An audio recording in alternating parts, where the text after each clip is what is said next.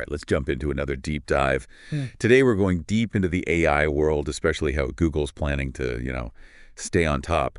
We got some interesting bits from Sundar Pichai Right. from that Alphabet earnings call, Yeah. the latest one. Yeah.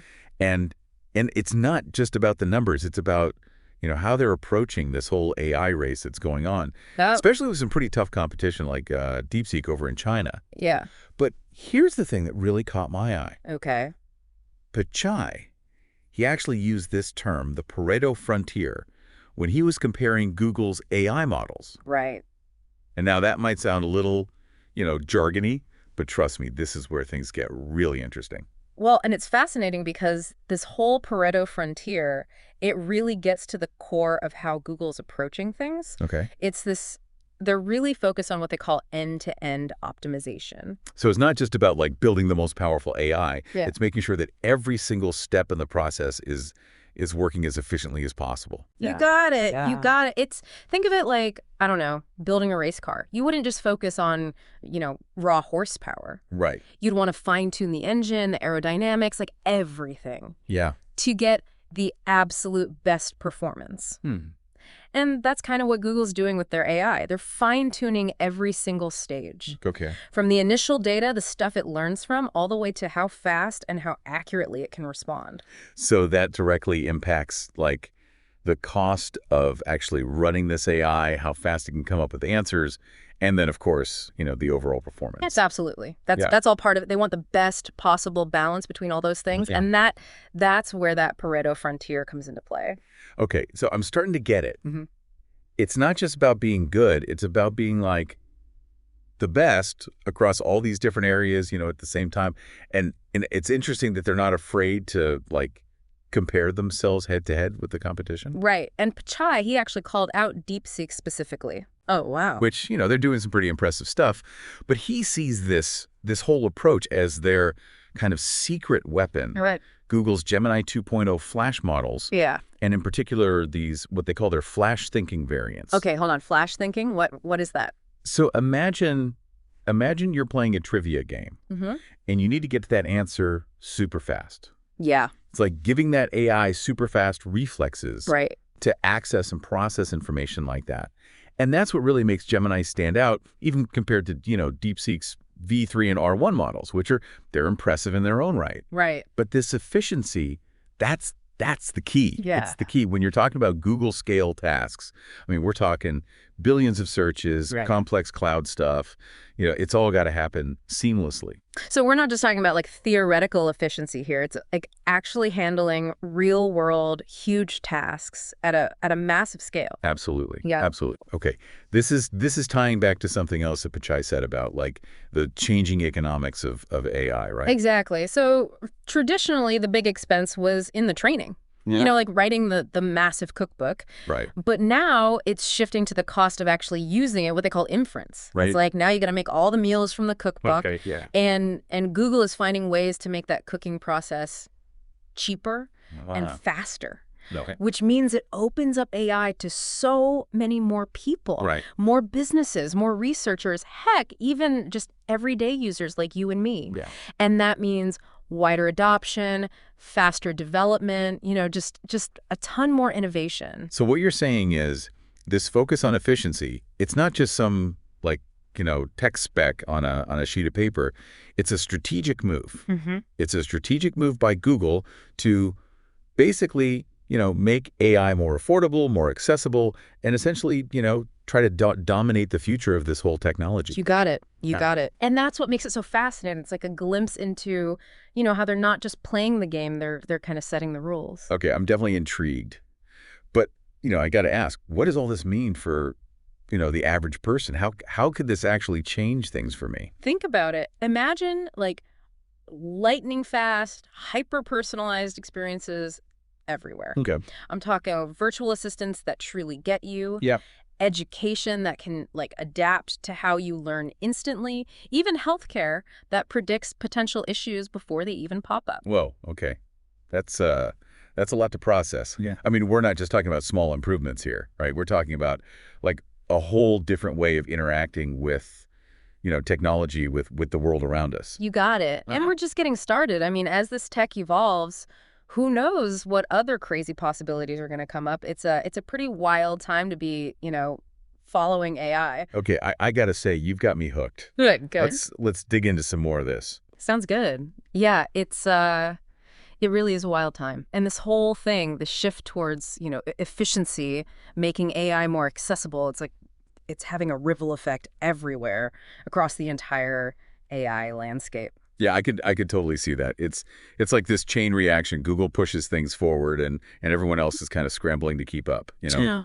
But this brings up an interesting question, right? We've been talking about Google's game plan, but what about the other players in this AI race? Yeah. Is Google really as far ahead as Pichai made it seem? Well, it's true that they do have, a pretty significant head start. I mean, they've got tons of data, Right. top-notch talent, and a long history of, just being innovative. Yeah. But here's the thing, the AI field is changing so incredibly fast, Right. and new competitors they're popping up all the time. I mean, DeepSeek is a perfect example, Yeah. but there's also, OpenAI, Microsoft, and even some startups out there doing some pretty groundbreaking stuff. It's a super dynamic space. So it's not like a done deal, like someone could come out of nowhere and shake things up. Absolutely. This is starting to feel like one of those, high stakes thriller movies. You're never quite sure who's going to come out on top in the end. That's a great analogy. And what's really fascinating is, seeing how different approaches to AI are starting to emerge. Right. So you've got Google with their focus on efficiency, accessibility. Then you've got like DeepSeek. They're all about raw power. And then there's this whole spectrum in between. Yeah. It's almost like choose your own adventure for the future of AI. I like that. But with so many different paths, how do we even compare them? I mean, are there any common benchmarks or metrics? It's almost like trying to judge, apples and oranges. They're both fruit, but it's totally different experience.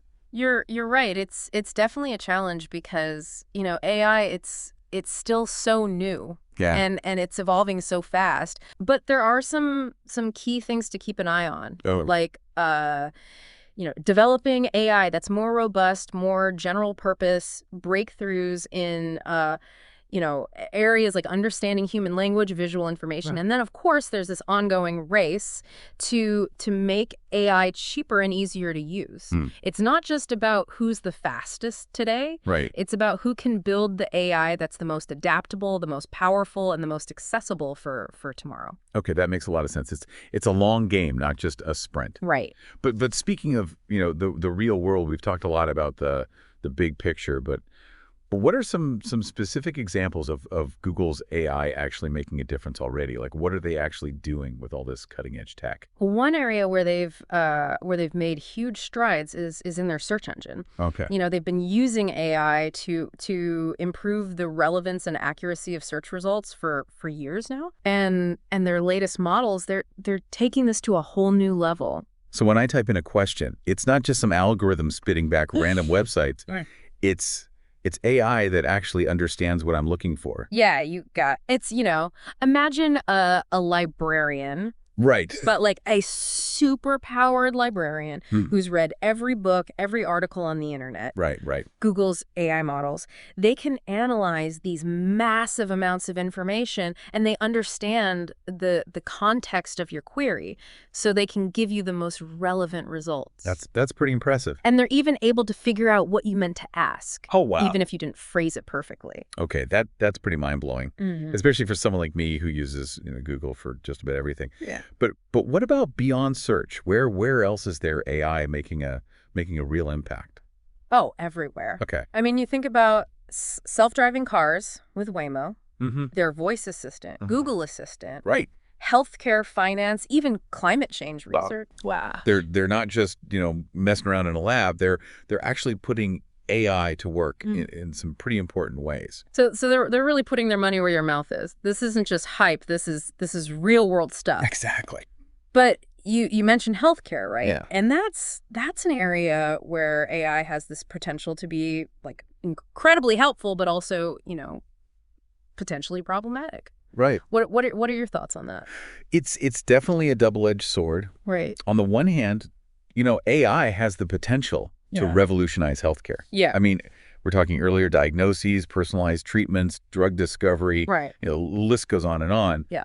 But it also raises these important questions about, you know, data privacy, Yeah, algorithmic bias, and the role of human doctors, right? of course. And Google, they're definitely aware of these concerns, Okay. and they're actively working on solutions. Okay. But it's a complex issue.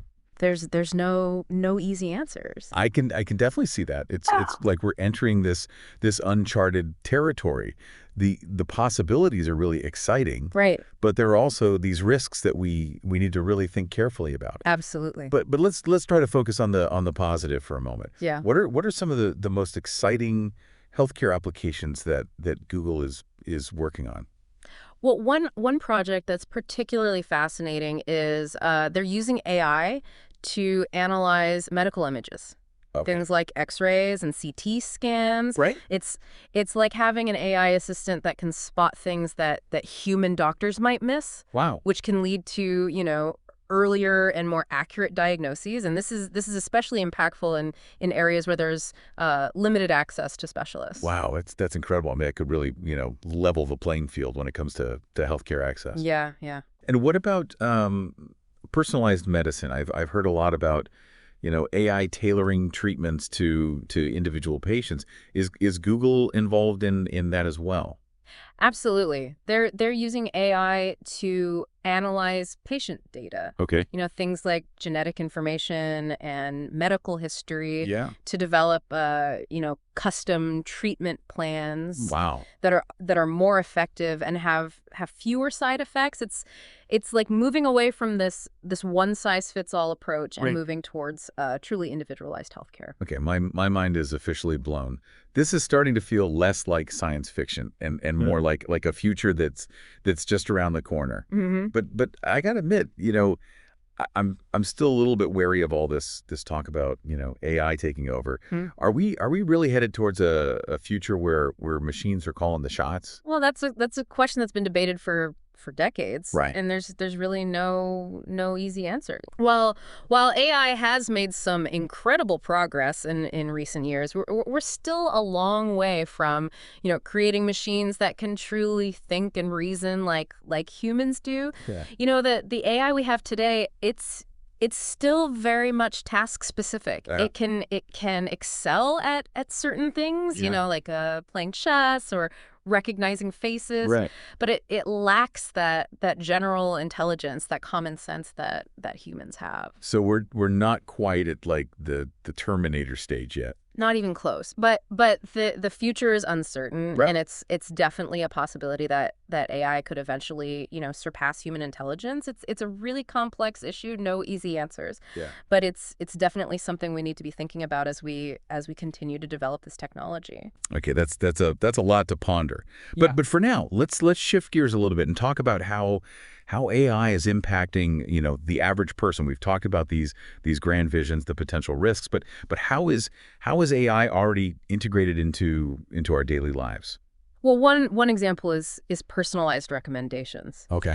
Think about the suggestions you get on Netflix or Amazon. Right. Those are powered by AI algorithms. Wow. That analyze your past behavior, your preferences to predict what you might enjoy. Yeah. It's almost like having a personal shopper or like an entertainment concierge, in your pocket. Right. And it's getting more sophisticated all the time. Yeah. I mean, AI is personalizing news feeds, social media content, even, dating app matches. Yeah, I never really thought about it that way, but you're right. I mean, those recommendations are eerily accurate sometimes. It's a little creepy, but also kind of cool. Yeah, yeah. But what about more tangible things? How is it impacting our physical world? Well, AI is making huge waves in transportation. Okay. I mean, we talked about, Waymo, Google's self-driving car project, Yeah. but it's also optimizing traffic flow, Right. improving public transportation, Okay. and even, designing safer roads. Yeah. It's not just about getting from point A to point B anymore. Right. It's about making transportation, safer, more efficient, and more accessible for everyone. I'm starting to see a pattern here. It seems like they're using AI to solve some of the world's biggest problems, You're absolutely right. not just creating like cool gadgets. Yeah.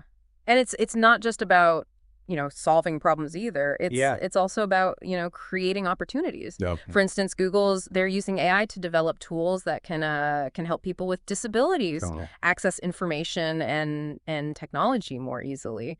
That's fantastic. Can you give me some specific examples? Sure. So they're working on AI-powered real-time captioning for videos, Okay. which makes, online content accessible to those who are deaf or hard of hearing. Right. And they're also developing AI-powered screen readers that can describe images and visual content for, people who are blind or visually impaired. Okay, now I'm really seeing how AI can be this powerful force for good. Yeah. It's not just some, futuristic fantasy.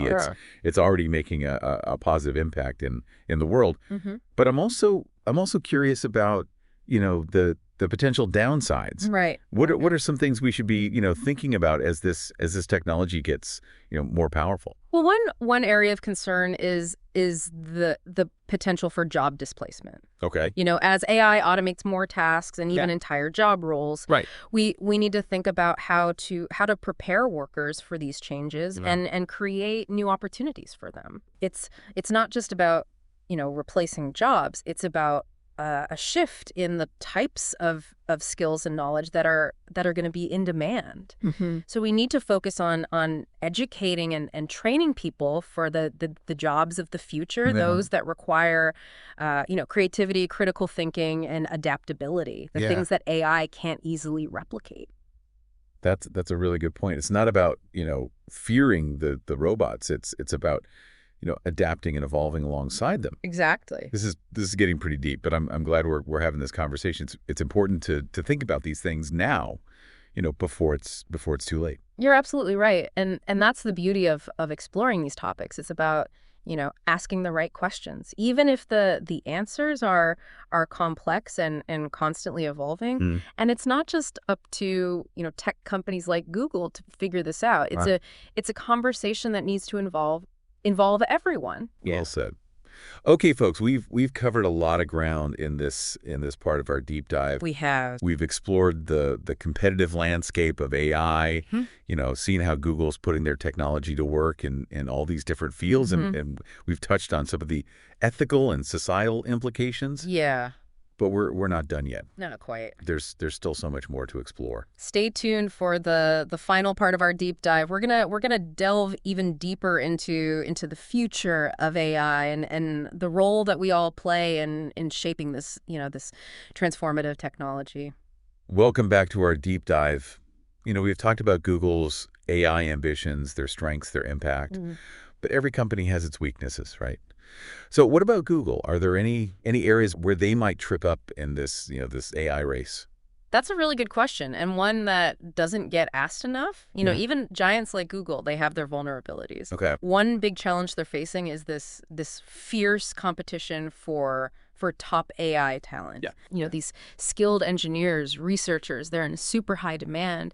And these other companies, especially those ambitious startups we talked about, Right. they're constantly trying to poach Google's best people. So it's like a brain drain situation. They're fighting a talent war on multiple fronts. Exactly. And it's not just about money either. Oh, right. A lot of AI experts, they're drawn to companies that offer more freedom to experiment, take risks and really push the boundaries. Right. Even if it means, maybe shaking up Google's existing way of doing things. I see. So it's like this balancing act. Yeah. Maintaining that dominance, Right. while still encouraging the kind of agility and innovation that often comes from those smaller, those more nimble companies. It's a tough spot to be in for sure. And then on top of that, Google's also got to deal with the potential for, increased regulation. As AI gets more and more powerful, governments around the world are trying to figure out how to regulate its development, how to regulate its use. And Google, with its massive reach, Right. they're likely to face, more scrutiny than most, which could slow them down or even force them to make some compromises. So it's this tightrope walk, right? Yeah. Between innovating and staying on the right side of the regulators. It's a lot to manage. It really is. And then there's also the growing public concern about AI ethics. Right. If people think that Google's moving too fast Yep. without addressing those concerns, there's a real risk of backlash from consumers, from advocacy groups, all that could damage their reputation, their trustworthiness. Right. So it's about finding that sweet spot, isn't it, Mm. between pushing the boundaries and acting responsibly. Exactly. But how do they navigate all these potential pitfalls? What can they actually do to, minimize those risks and stay ahead in the AI game?